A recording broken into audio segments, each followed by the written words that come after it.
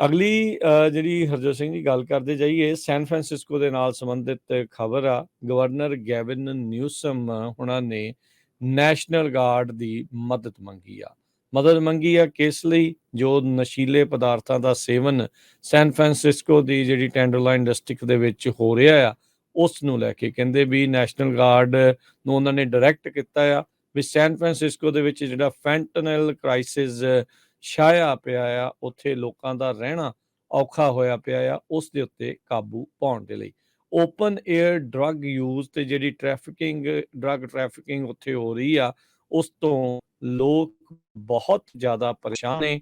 ਹੋਮਲੈਸਨੈਸ ਤੇ ਉਹ ਸਾਰੀਆਂ ਚੀਜ਼ਾਂ ਨੇ ਸੈਨ ਫਰਾਂਸਿਸਕੋ, ਜਿਹੜੀ ਕਿ ਦੁਨੀਆ ਦੇ ਵਿੱਚ ਇੱਕ ਬਹੁਤ ਵਧੀਆ ਸ਼ਹਿਰ ਸੈਲਾਨੀਆਂ ਦੇ ਲਈ ਮੰਨਿਆ ਜਾਂਦਾ ਸੀਗਾ, ਉੱਥੇ ਹੁਣ ਕਿਸੇ ਦਾ ਜਾਣ ਨੂੰ ਚਿੱਤ ਨਹੀਂ ਕਰਦਾ। ਨੈਸ਼ਨਲ ਗਾਰਡ ਤੇ ਕੈਲੀਫੋਰਨੀਆ ਹਾਈਵੇ ਪੈਟਰੋਲ ਉਹਨਾਂ ਨੂੰ ਹੁਣ ਡਾਇਰੈਕਸ਼ਨ ਦਿੱਤੀਆਂ ਆ ਗਵਰਨਰ ਨਿਊਸਮ ਨੇ ਵੀ ਸੈਨ ਫਰਾਂਸਿਸਕੋ ਦੀ ਫੈਂਟਨਲ ਟ੍ਰੈਫਿਕਿੰਗ ਕ੍ਰਾਈਸਿਸ ਨੂੰ ਕਾਬੂ ਦੇ ਵਿੱਚ ਪਾਇਆ ਜਾਵੇ। ਇਸ ਦੇ ਨਾਲ ਕਿਹਾ ਵੀ ਦੋਨੋਂ ਹੀ ਜਿਹੜੀਆਂ ਏਜੰਸੀਜ਼ ਆ, ਉੱਥੋਂ ਦੀਆਂ ਲੋਕਲ ਅਥਾਰਟੀਜ਼ ਨੂੰ ਮਦਦ ਕਰਨਗੀਆਂ ਫੈਂਟਨਲ ਯੂਜ਼ ਦਾ ਜੋ ਇਸ ਟਾਈਮ ਮਾੜੀ ਸਥਿਤੀ ਬਣੀ ਪਈ ਆ ਉਸ ਦੇ ਨਾਲ। ਸੋ ਇਹ ਜਿਹੜੀ ਇਸ ਟਾਈਮ ਸਥਿਤੀ ਮਾੜੀ ਪਈ ਆ, ਕੈਲਗਾਰਡ ਜਾਂ ਨੈਸ਼ਨਲ ਗਾਰਡ ਆ, ਉਹਨਾਂ ਨੂੰ ਇਹਨਾਂ ਨੇ ਡਾਇਰੈਕਟ ਕੀਤਾ ਆ। 2021 ਦੇ ਵਿੱਚ ਮੇਅਰ ਲੰਡਨ ਬਰੀਡ ਉਹਨਾਂ ਨੇ ਸਟੇਟ ਆਫ ਐਮਰਜੈਂਸੀ ਘੋਸ਼ਿਤ ਕੀਤੀ ਸੀਗੀ ਇਸ ਨੇਬਰਹੁੱਡ ਨੂੰ ਲੈ ਕੇ, ਟੈਂਡਰਲੋਇਨ ਨੇਬਰਹੁੱਡ ਨੂੰ ਲੈ ਕੇ, ਵੀ ਜਿਹੜੇ ਡਰੱਗ ਓਵਰਡੋਜ਼ ਡੈਥ ਉੱਥੇ ਹੋ ਰਹੀਆਂ ਆ ਉਸ ਨੂੰ ਕਾਬੂ ਪਾਇਆ ਜਾਵੇ।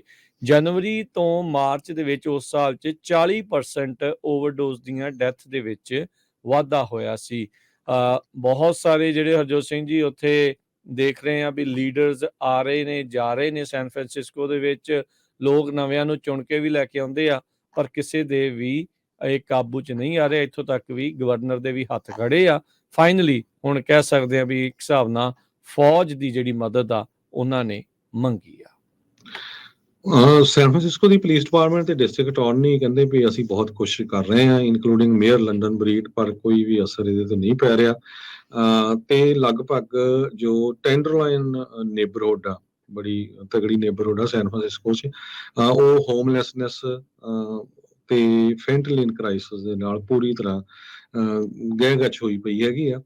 ਤੇ ਸੈਨ ਫਰਾਂਸਿਸਕੋ ਦੇ ਪਬਲਿਕ ਡਿਫੈਂਡਰ ਮਨੂ ਰਾਜੂ ਨੇ ਕਿਹਾ ਵੀ ਇਹ ਜਿਹੜੀ ਪ੍ਰੋਬਲਮ ਆ 50 ਸਾਲਾਂ ਤੋਂ ਚੱਲ ਰਹੀ ਆ, ਸੋ ਇਸ ਨੂੰ ਸਾਨੂੰ ਅਲਟੀਮੇਟਲੀ ਜਿਹੜਾ ਆ ਸੂਤ ਕਰਨਾ ਹੀ ਪੈਣਾ ਹੈਗਾ। ਸੈਨ ਫਰਾਂਸਿਸਕੋ ਦੇ ਪੁਲਿਸ ਡਿਪਾਰਟਮੈਂਟ ਦੇ chief Bill Scott, DA Brooke Jenkins, ਉਹਨਾਂ ਨੇ ਗੈਵਨ ਨਿਊਸਮ ਉਹਨਾਂ ਦੀ ਅਨਾਉਂਸਮੈਂਟ ਤੇ ਕਿਹਾ ਆ ਵੀ ਇਹਦੇ ਨਾਲ ਜ਼ਰੂਰ ਸਾਨੂੰ ਹੈਲਪ ਮਿਲੂਗੀ ਇਸ ਨੂੰ ਖਤਮ ਕਰਨ ਦੇ ਲਈ।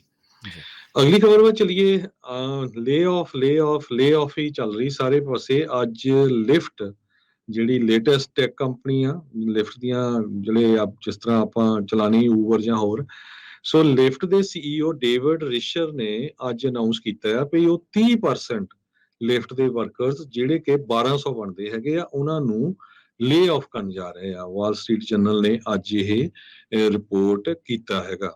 ਰਿਸ਼ਰ ਨੇ ਇਹ ਕਿਹਾ ਆ ਵੀ ਜਿਹੜੇ ਕੰਪਨੀ ਦੇ ਫਾਊਂਡਰ ਆ ਜੌਨ ਜ਼ਿਮਰ ਤੇ ਲੋਗਨ ਗ੍ਰੀਨ, ਉਹਨਾਂ ਨੂੰ ਵੀ ਰਿਪਲੇਸ ਕਰ ਦਿੱਤਾ ਗਿਆ ਆ, ਤੇ ਜੋ ਹੋਰ ਕੰਪਨੀ 'ਚ ਕੰਮ ਵੀ ਕਰਦੇ ਆ ਉਹਨਾਂ ਦੇ ਵੀ ਜਿਹੜੇ ਆ ਸੈਲਰੀ ਦੇ ਵਿੱਚ ਕੱਟ ਹੋਇਆ ਹੈਗਾ ਆ। ਡਿਜੀਟਲ ਐਡ ਰੈਵਨਿਊ ਕਹਿੰਦੇ ਵੀ ਬਹੁਤ ਘਟ ਗਿਆ ਹੈਗਾ। ਇਹ ਕਰਕੇ ਫੇਸਬੁੱਕ ਤੁਸੀਂ ਦੇਖਿਆ ਮੈਟਾ ਵਾਲਿਆਂ ਨੇ 10,000 ਬੰਦਾ ਲੇ ਆਫ ਕਰਤਾ ਸੀ।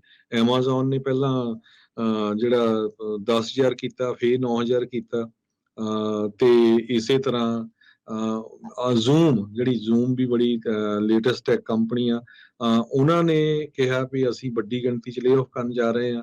ਜ਼ੂਮ ਦਾ CEO ਕਹਿੰਦਾ ਵੀ 98% ਪੇ ਕੱਟ ਉਹ ਲੈ ਰਿਹਾ। ਸੋ ਹਾਹਾਕਾਰ ਮਚੀ ਪਈ ਹੈਗੀ ਆ ਲੇ ਆਫ ਦੇ ਚੱਕਰ ਦੇ ਵਿੱਚ ਸਾਰੇ ਪਾਸੇ। ਜੀ ਬਿਲਕੁਲ।